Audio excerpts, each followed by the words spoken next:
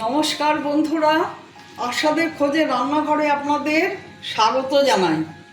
আজ আমি রান্না করব কুমড়োর শাক।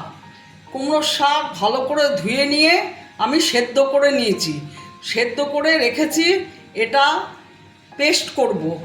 এর সাথে রসুন, কাঁচা লঙ্কা দিয়ে দেব, দিয়ে পেস্ট করব, করে হলুদ নুন দিয়ে তেলে এটাকে নাড়বো।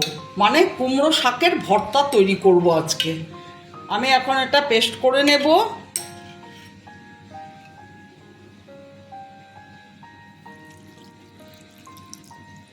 কুমড়ো শাক, কাঁচা লঙ্কা আর রসুন পেস্ট করে নিয়েছি।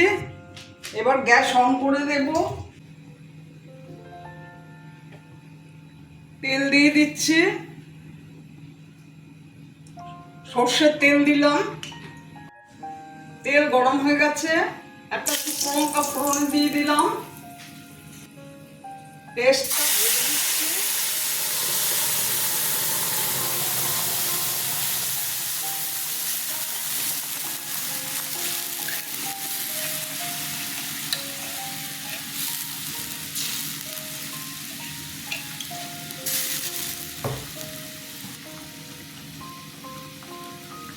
হলুদ দিয়ে দিলাম।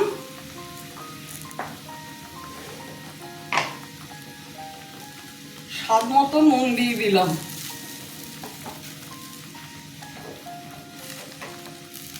সামান্য চিনি দিলাম।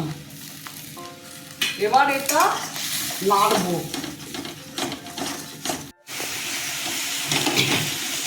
দেখুন, কুমড়ো শাক রসুন আর কাঁচা লঙ্কা দিয়ে পেস্ট করে তেল দিয়ে, তেলটা একটু বেশি লাগে, তেল দিয়ে শুধু নুন, হলুদ আর সামান্য মিষ্টি দিয়েছি।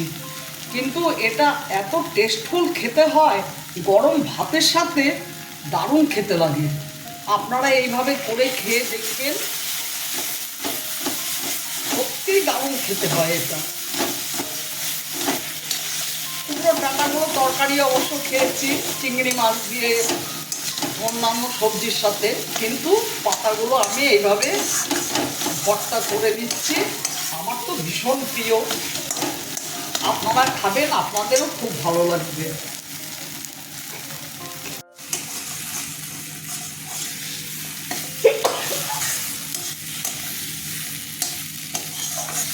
দেখুন, নাড়তে নাড়তে কতটুকু হয়ে গেছে।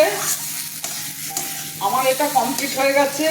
আমার ভিডিওটা যদি আপনাদের ভালো লাগে, প্লিজ একটা লাইক, শেয়ার ও সাবস্ক্রাইব অবশ্যই করে দেবেন, সাথে কমেন্ট দেবেন।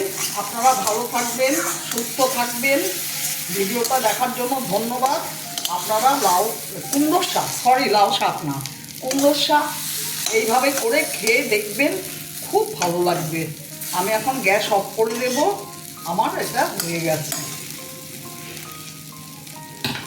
একটু পরে সার্ভ করে দেব।